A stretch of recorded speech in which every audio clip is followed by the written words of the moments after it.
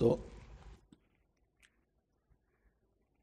مفتی صاحب نے کہا کہ نصیحت کریں گے، تو میرے ذہن میں بات آئی کہ میں اپنی طرف سے کوئی بات کہنے کے بجائے اپنے شیخ حضرت مولانا مسیح اللہ خان صاحب جلال آبادی نور اللہ مرقدہ کی بات آپ تک پہنچاؤں۔ آپ میں نوجوان بھی ہیں، بوڑھے بھی ہیں، ایسے بھی ہیں جو اب اپنی ذمہ داریوں سے فارغ ہو گئے، بس اللہ اللہ کرنے میں لگے ہوئے ہیں، اور ایسے بھی ہیں جن پر ابھی دنیا کی اپنی بہت ساری ذمہ داریاں ہیں، نبھا رہے ہیں، یہ ذمہ داریاں آنے والی ہیں ان پر۔ تو یہ چھوٹی سی نصیحت سب کے لیے ہے، اور اگر اس کو صحیح سے سمجھ لیا جائے تو بس سب کچھ اس کے اندر آ گیا، ساری زندگی کے لیے یہی ایک نصیحت کافی ہے۔ جی ہاں، حضرت مولانا مسیح اللہ خان صاحب جلال آبادی نور اللہ مرقدہ بہت لوگوں کو خط کے ذریعے نصیحت فرمایا کرتے تھے۔ لوگ خط لکھتے اور ان کا وہ جواب لکھ دیتے تھے، اور روزانہ 20 30 50 خط ان کے پاس آتے جن کا وہ جواب لکھتے تھے۔ جب اتنے بیمار ہو گئے وہ آخر میں کہ خط کا جواب نہیں لکھ سکتے تھے، اور بہت ساری ڈاک اکٹھی ہو گئی، تو انہوں نے کسی بھی طریقے سے اپنے ہاتھ سے ایک ایسی چھوٹی سی پرچی لکھی اور اس پر کچھ نصیحت لکھی، ہر خط کے جواب میں پھر اسے رکھ دیا کرتے تھے۔ اب آپ یہ سمجھیے گا کہ وہ بات ایسی تھی جو گویا کہ ہر آدمی کے سوال کا جواب تھا، اور وہ بات ایسی تھی جو ہر آدمی کی ضرورت کی تھی، اور وہ بات ایسی تھی جو حضرت کے ساری زندگی کے تجربات کا، ساری زندگی کے علم کا نچوڑ تھا، اور وہ بات ایسی تھی جو عام طور سے آدمی مرنے سے پہلے یا کہیں سفر میں جانے سے پہلے بہت بہت بہت ضروری نصیحت کیا کرتا ہے، جس کو وصیت بھی کہہ دیتے ہیں۔ اور یہ باتیں میں نے آپ کو اس لیے بتائی تاکہ اس بات کو ہم توجہ سے سنیں بھی اور سمجھیں بھی اور عمل بھی کریں، اور نہیں تو انشاءاللہ العزیز آپ خود سمجھ جائیں گے کہ واقعی یہ کتنی بڑی نصیحت ہے۔ آپ نے پہلی بات یہ فرمائی کہ ہر کام سوچ سمجھ کر تدبیر کے ساتھ کیا جاوے۔ دوبارہ کہتا ہوں میں، ہر کام سوچ سمجھ کر تدبیر کے ساتھ کیا جاوے۔ تو میرے بھائیوں، دنیا کا جو بھی ہم کام کرتے ہیں اور دین کا جو بھی ہم کام کرتے ہیں، اس کام کے کرنے سے پہلے ہمیں خوب غور کر لینا چاہیے، بلکہ مشورہ کر لینا چاہیے۔ اگر وہ تجربے کا کام ہو، دنیا کا کام ہو، اور علماء سے پوچھ لینا چاہیے، فتویٰ لے لینا چاہیے اگر وہ دین کا کام ہو۔ اچھی تدبیر کے ساتھ کرو ہر کام۔ یہ ہے۔ اب ماشاءاللہ آپ سمجھدار آدمی ہیں، اس کو زیادہ سمجھانے کی ضرورت نہیں، لیکن ایک دو مثال دے دوں جس سے پھر آسانی سے آپ بھی زیادہ غور کر سکیں، خوب اچھی طرح غور کر سکیں۔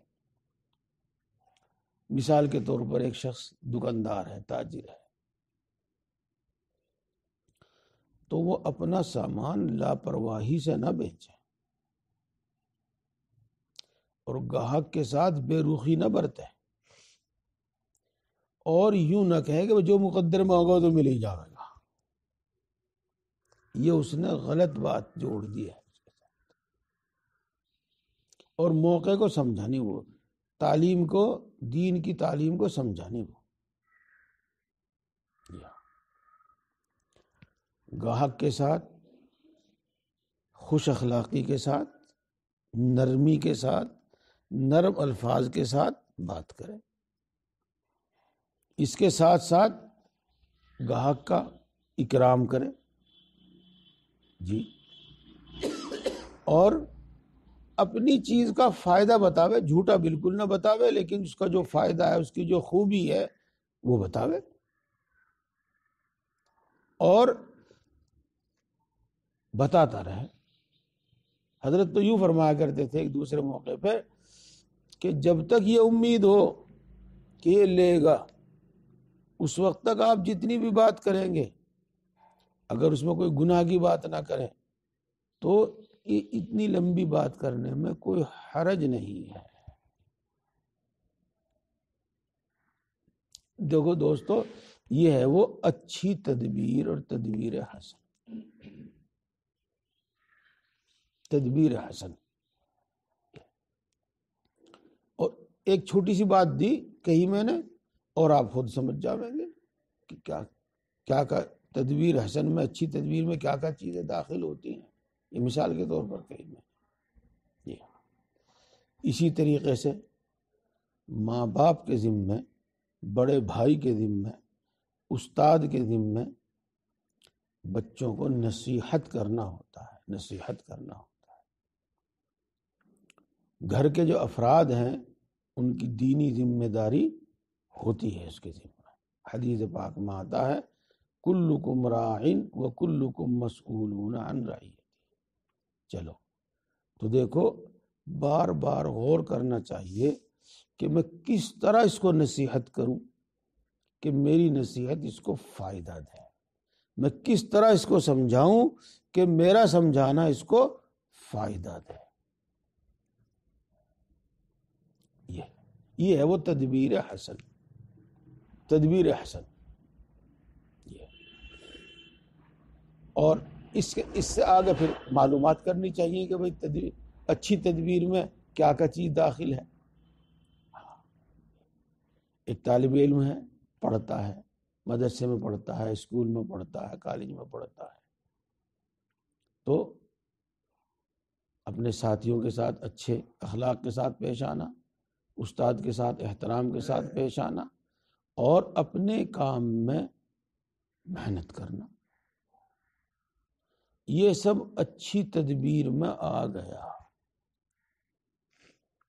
اور اگلی بات پھر فرمائی، اور دعا خوب، یعنی تمام تدبیر کرنے کے ساتھ ساتھ اللہ تبارک و تعالیٰ سے دعا بھی کرتے رہو اور خوب کرتے رہو، اور خوب کرتے رہو۔ کب تک کرتے رہو؟ یا تو وہ جو آپ مانگ رہے ہیں آپ کو مل جاوے، یا آپ کے دل سے اس کی طلب نکل جاوے، اس وقت تک مانگتے رہو۔ ایک نصیحت ہو گئی بھائی، اور یہ ایسی نصیحت ہو گئی، ایسی نصیحت ہو گئی کہ زندگی کے تمام کاموں میں اس سے ہم کام لے سکتے ہیں، زندگی کے تمام کاموں میں ہمیں اس سے رہنمائی مل سکتی ہے، اور اس کے اندر دین اور دنیا دونوں جمع ہیں۔ اللہ تبارک و تعالیٰ سے دعا کریں گے، اس کا مطلب یہ ہے کہ ہم اللہ تبارک و تعالیٰ کو ایسا سمجھتے ہیں، اس بات کا ہم یقین کرتے ہیں کہ وہ ہر چیز اسی کے قبضے میں ہے، جو بھی کچھ ہوتا ہے اسی کے حکم سے ہوتا ہے، تبھی تو ہم اس سے مانگ رہے ہیں۔ تو دعاؤں کا خوب اہتمام کیا جائے، اور تمام کام جو بھی اپنا ہے وہ اچھی تدبیر سے کیا جاوے، تدبیر حسن سے کیا جاوے۔ ایک تو نصیحت انہوں نے یہ فرمائی تھی، اور دوسری نصیحت اس سے آگے فرمائی تھی کہ تقوی کا دھیان رکھیں۔ ان کے الفاظ تو ذرا بھاری ہیں، تقوی کا اہتمام احتساب کے ساتھ، تقوی کا اہتمام، تقوی کی فکر اور احتساب، یہ دونوں باتیں میں سمجھاؤں گا، اور ان چھوٹی سی باتوں میں ہی سب بات آ جاتی۔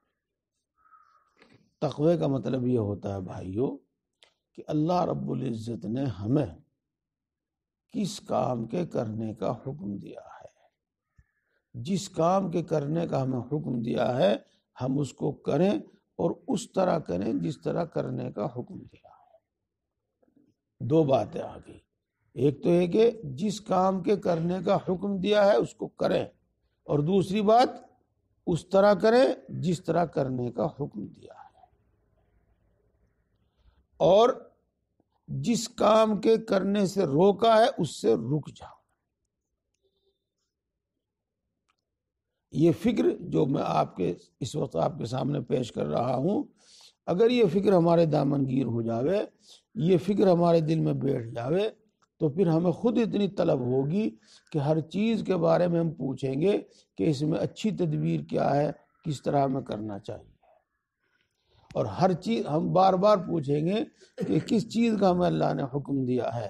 یوں تو ماشاءاللہ ہم مسلم معاشرے میں رہتے ہیں، مسلم ماحول میں رہتے ہیں، ہمیں بہت پتہ ہے قریب قریب سب باتوں کا کہ کیا کرنا ہے، اور کوتاہی جو ہماری ہے کہ ہم کرتے نہیں ہیں، پتہ تو ہے۔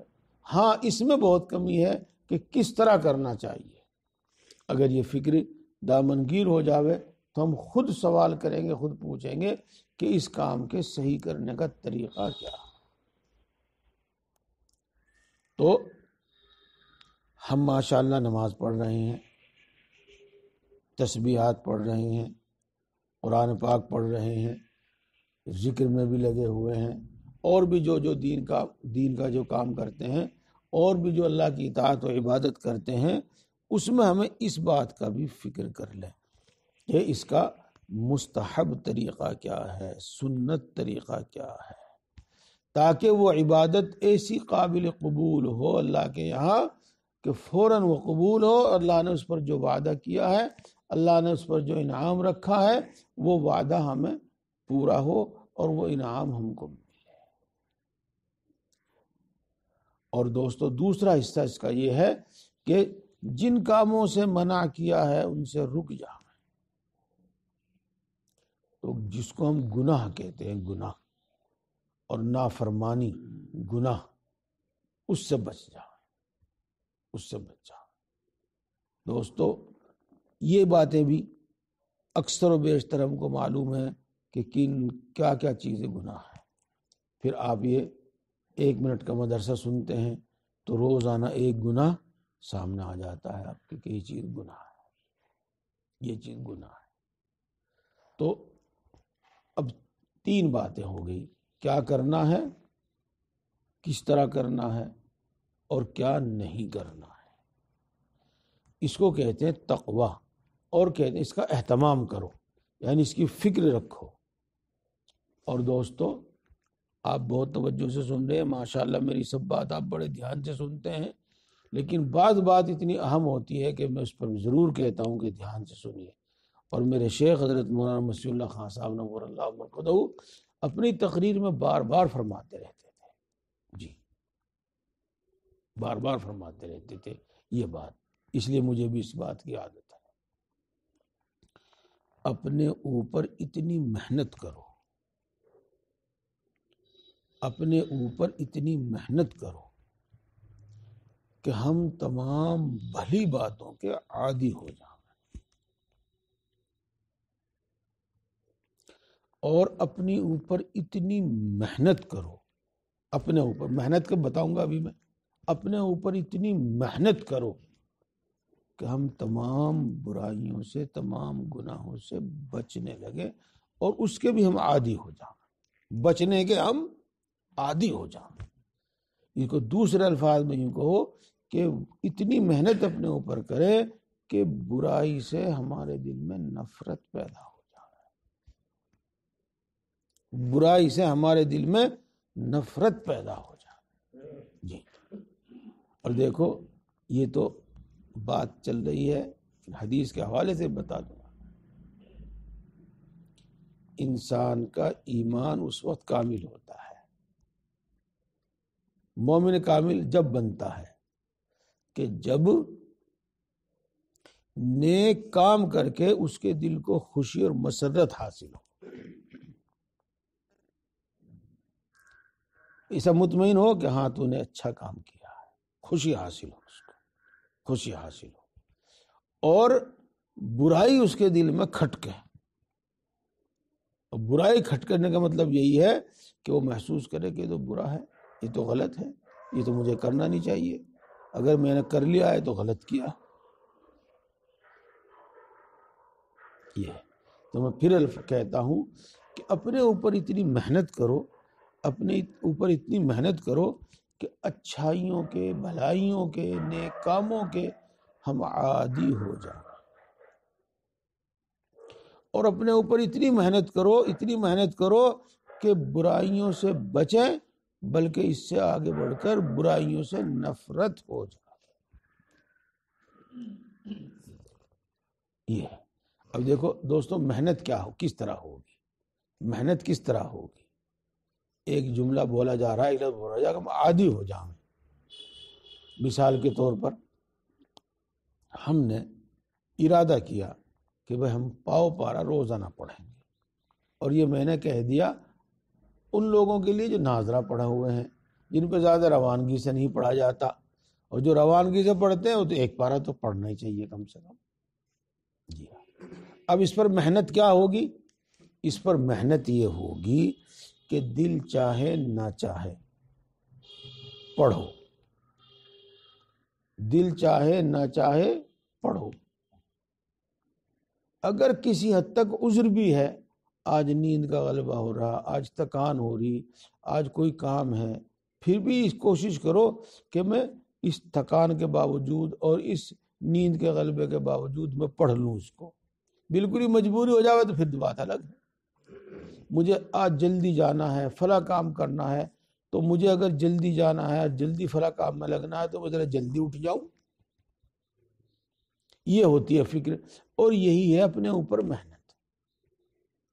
اور آپ بھی اس بات کو سمجھتے ہوں گے، کچھ مدت تک آپ نے، کچھ دنوں تک آپ نے اپنے اوپر یہ محنت کی، اور اس طریقے سے آپ قرآن پاک کی تلاوت کرتے رہے، تو انشاءاللہ العزیز اس کے عادی ہو جائیں گے آپ، اور عادی ہونے کے بعد پھر آسان ہو جاتا ہے کام۔ یہ ہے، اور یہ ایک مثال ہے، اسی میں چلتے رہو، اسی آگے چلتے رہو۔ جی، آپ نے تسبیحات مقرر کی کہ بھئی میں اتنی تسبیح پڑھوں گا، بس ان کو پڑھو، وقت فارغ کر کے پڑھو، طبیعت پر زور ڈال کے پڑھو، حتیٰ کہ اس کی عادت ہو جائے، حتیٰ کہ اس کی عادت ہو جائے۔ اور آگے بھی مسئلہ، بس یہ سب نیک کاموں میں سمجھتے چلے جاؤ۔ نماز وہ تو بہرحال اپنی جگہ پر ہے ہی، نماز پڑھنا، پابندی کے ساتھ پڑھنا، جماعت کے ساتھ پڑھنا، اس پر اگر کچھ تکلیف بھی ہو، کہیں سے دور سے چل کے آنا پڑے، یا اٹھنے میں تکلیف ہو، وضو کرنے میں تکلیف ہو، ان کو برداشت کر کے اور وقت پر نماز پڑھنا تاکہ نماز کا عادی ہو جائے۔ یہ ہے میرے دوستو اپنے اوپر محنت۔ یہاں پر ایک دوسری بات بھی میں نے بتائی تھی کہ کس طرح کرنا، کیا کرنا، کس طرح کرنا۔ تو اس میں اس لاپرواہی میں نہ رہو، بس جو جس طرح کر رہے جس طرح کر رہے جس طرح ہو رہا، ایسا نہیں، بلکہ 1 منٹ کے مدرسے میں روزانہ ایک سنت بتائی جاتی ہے، نماز کی بھی، وضو کی بھی سنتیں ہیں اس میں، ہاں یہ ہے، تو ان کو دھیان میں رکھ کے ان پر عمل شروع کرو۔ ان سنتوں کے مطابق وضو کرو. ہاں اس میں تو شاید نہیں ہے، اس کے بعد مستحبات بھی ہیں، مستحب کی رعایت کرتے بھی وضو کرو. یہ ہے میرے دوستو اپنے اوپر محنت، اور انشاءاللہ پھر ایسا وضو ہوگا جیسا وضو نبی کریم صلی اللہ علیہ وسلم کیا کرتے تھے، جیسا وضو صحابہ کرام رضوان اللہ تعالی علیہم اجمعین کیا کرتے تھے. ایسی نماز پڑھو جیسی رسول اللہ صلی اللہ علیہ وسلم پڑھا کرتے تھے. بات مختصر کرنی ہے، صرف سمجھانا ہے، باقی ہمیشہ کے لیے پھر آپ کو یہ کرنا ہے. اب دوسری چیز کیا بتائی تھی؟ گناہ، معصیت. ہمت کر کے چھوڑو. جھوٹ بولنے میں اگر کوئی نفع نظر آ رہا ہے تو ہماری طبیعت میں تقاضا ہوگا کہ ہم جھوٹ بولیں، اور سچ بولتے ہوئے ہمارے اوپر زور پڑے گا اس وقت. جی ہاں، اب اپنے اوپر محنت یہ ہے کہ جھوٹ بولنے میں جو نفع آ رہا ہے، نظر آ رہا ہے، اس کو قربان کر دو، اس کی تمنا نہ رکھو. یہ قربانی ہے، یہ مجاہدہ ہے. اور سچ بولنے میں جو فائدہ ہے اللہ، اور تو زیادہ لمبی بات سمجھ میں نہ آئے، اتنی تو بات یہ ہے کہ بھائی سچ بولنے سے اللہ راضی ہوتا ہے. اتنی بات تو بالکل پکی ہے. الصدق ینجی والکذب یہلک. سچائی آدمی کو نجات دیتی ہے اور جھوٹ آدمی کو ہلاک کرتا ہے. تو اب طبیعت پر زور ڈال کر آدمی سچ بولے. یہ ہے وہ اپنے اوپر محنت. اب اسی طرح آگے چلیے گا. ایک شخص ہے جس سے ہم کچھ برائی رکھتے ہیں. برائی تو خیر رکھنی نہیں چاہیے، وہ تو الگ بات ہے، لیکن میں جو مثال دے رہا ہوں وہ کرتا ہوں. اب مجلس میں ذکر شروع ہو گیا کسی بھی طریقے سے اس کا. اب میرے اندر بھی جوش آیا کہ میں بھی اپنے دل کی بھڑاس نکالوں اور میں بھی اس کی جھوٹی سچی برائیاں کرنی شروع کر دوں. جوش طبیعت میں، جذبہ طبیعت کے اندر ہے، یہ ہوتا ہے. اس وقت یہ محنت ہے، مجاہدہ یہ ہے، اور اس وقت محنت یہ ہے اپنے اوپر کہ اپنے اس جذبے کو دبا لیں، اپنے اس جذبے کو روک لیں. کتنا بھی دل میں تقاضا ہو، کتنا ہی بھی تقاضا ہو، روک لیں. یہ ہے اپنے اوپر محنت.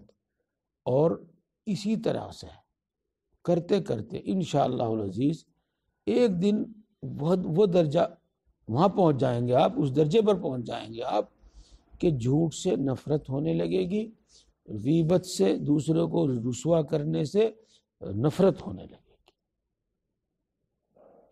یہ اور بات میں ختم کروں گا. 2 بات میں نے ابھی آپ کو بتائی. نیکی کوئی بھی ہو، وہ چند کی میں نے مثال دی اور آپ بہت جانتے ہیں اور جان لینا چاہیے. اس پر اتنی محنت کرو کہ اس کے عادی ہو جائیں، یعنی اس کی رغبت پیدا ہو جائے. اور برائی اس پر اتنی محنت کرو، چھوڑنے پر اتنی محنت کرو کہ اس سے نفرت پیدا ہو جائے. اور دوستو یہ اتنی محنت اپنے اوپر کرنا ضروری ہے. جب تک نیکی کی، بھلے کام کی، اچھائی کی رغبت اور خواہش نہیں ہوگی آدمی کر نہیں پائے گا، اور ہمیشہ تو کر ہی نہیں پائے گا. اور جب تک برائی کی سے نفرت دل کے اندر نہیں پیدا ہو جاوے گی اس وقت تک چھوڑ نہیں پاوے گا. اور کبھی کبھار اگر چھوڑ دے گا تو ہمیشہ تو چھوڑے گا نہیں. یہ ہے اپنے اوپر محنت. دیکھو اسی کو تربیت بھی کہتے ہیں، اور اسی کو اصلاح بھی کہتے ہیں، اور اسی کو مجاہدہ بھی کہتے ہیں. اور آپ سب اس بات کو مانتے اور جانتے ہیں کہ بھائی برائی تو بری ہے، وہ تو کرنے کی چیز نہیں، وہ تو چھوڑنی ہی چاہیے. اگر نہ چھوٹے تو کیا کریں؟ تو میں نے اس کا علاج آپ کو بتایا. اس کو مجاہدہ کہتے ہیں کہ مشقت کے باوجود اس گناہ کو نہ کرنا، اور اس مجاہدے پر پھر اللہ کی طرف سے وعدہ ہے، اور مشقت کے باوجود طاعت و عبادت کرنا، اور پھر اس پر اللہ کا وعدہ ہے۔ میں اپنی بات کو ہی چھوڑتا ہوں، تو بس ایک بات کہہ کے چھوڑ رہا ہوں، سن رہے ہیں آپ؟ میں بہت چھوٹا آدمی ہوں، مجھے شرم آتی ہے کہتے ہوئے اس طرح بھی، لیکن پہلے آدمی پسند کرتا ہے پھر خریدتا ہے، ایسا ہی ہے نا بھائی؟ پہلے پسند کرتا ہے پھر خریدتا ہے، پہلے ناپسند کرتا ہے پھر پھینکتا ہے، پہلے ناپسند کرتا ہے پھر بیچتا ہے، یہ اس کو نہیں۔ جب تک اپنے اوپر اتنی محنت نہ ہو کہ نیکی اور بھلائی کی رغبت ہمارے اندر پیدا ہو جائے، ہمیں وہ چیز پسند آ جائے، اس وقت تک پابندی کے ساتھ ہونے کی نہیں۔ اور جب تک اپنے اوپر اتنی محنت نہ ہو جائے کہ برائی سے نفرت ہو جائے، اس وقت تک برائی سے بچے نہیں گا۔ ہر کام میں نفع ہے، کچھ نہ کچھ فائدہ ہر چیز میں ہے، کچھ نہ کچھ فائدہ ہر چیز میں ہے۔ دیکھو جوا سٹا، جو ساری دنیا برا کہتی ہے نا اس کو، ہاں برا ہے۔ شراب ساری دنیا برا کہتی ہے، برا ہے، لیکن خود قرآن پاک سے معلوم ہوتا ہے کہ ان کے اندر کچھ نفع بھی ہے، کہ ان کی برائی ان کے نفع سے کہیں زیادہ ہے۔ وَيَسْأَلُونَكَ عَنِ الْخَمْرِ وَالْمَيْسِرِ، یہ آپ سے شراب کے بارے میں دریافت کر رہے ہیں، یہ آپ سے جوئے کے بارے میں دریافت کر رہے ہیں۔ قُلْ فِيهِمَا اِثْمٌ کبیر وَنَفْعُهُمَا، کیا ہے؟ ہاں، وَإِثْمُهُمَا أَكْبَرُ مِن نَفْعِهِمَا، یہ فرمایا کہ ان کا گناہ اور ان کا نقصان ان کے نفع سے زیادہ ہے۔ اور میں اس سے یہ سمجھانا چاہتا ہوں آپ کو کہ ہمیں ہر برائی میں کوئی نہ کوئی نفع نظر آ جاتا ہے، لڑائی میں، جھگڑے میں، گالیاں دینے میں، دوسرے کو ذلیل کرنے میں، جھوٹ بولنے میں، خیانت کرنے میں، ہر چیز میں کوئی نہ کوئی نفع نظر آ جاتا ہے، اور ہماری نگاہ اسی پہ جم جاتی ہے، اور ہماری طبیعت اسی کی طرف جھک جاتی ہے، اور شیطان اپنا کام کرنے لگتا ہے، اس کے نقصان پر نگاہ نہیں جاتی، اس کا نقصان ذہن میں نہیں آتا، اس وقت اس کے نقصان کو سمجھ کے اور اللہ کا حکم یاد کر کے اس کو چھوڑ دینا چاہیے، اور اتنی دنوں تک چھوڑتے رہے اور حتیٰ کہ اس سے نفرت پیدا ہو جائے۔ اور اسی طرح بھلائی کی بات، اس کا نفع سوچتے سوچتے اس کو کرتے رہے، اور اتنے دنوں تک کرتے رہتے حتیٰ کہ عادی ہو جائے اس کے، حتیٰ کہ اس کی رغبت پیدا ہو جائے، رغبت پیدا ہو جائے۔ بس میں اپنی بات نہیں ختم کر دوں، اشراق کا وقت بھی ہو گیا۔ اللہ تبارک و تعالی ہم کو عمل کی توفیق عطا فرماوے۔ مفتی صاحب آپ کو ماشاءاللہ نفع کی کتابیں سناتے رہتے ہیں اور آپ سنتے رہتے ہیں، اللہ تعالی ہم سب کو عمل کی توفیق عطا فرماوے۔ اخلاص سے متعلق انہوں نے کل عصر کے بعد کتاب پڑھی اور ماشاءاللہ بہت ساری مثالیں دی۔ تبلیغ دین تھی، اچھا یہاں مثالیں وہی ہیں جو تبلیغ دین میں ہیں، ہاں مثالیں دی۔ اس طریقے سے ہر ایک بات کو سیکھتے رہو اور مجاہدے کے ذریعے عمل میں آتے رہو۔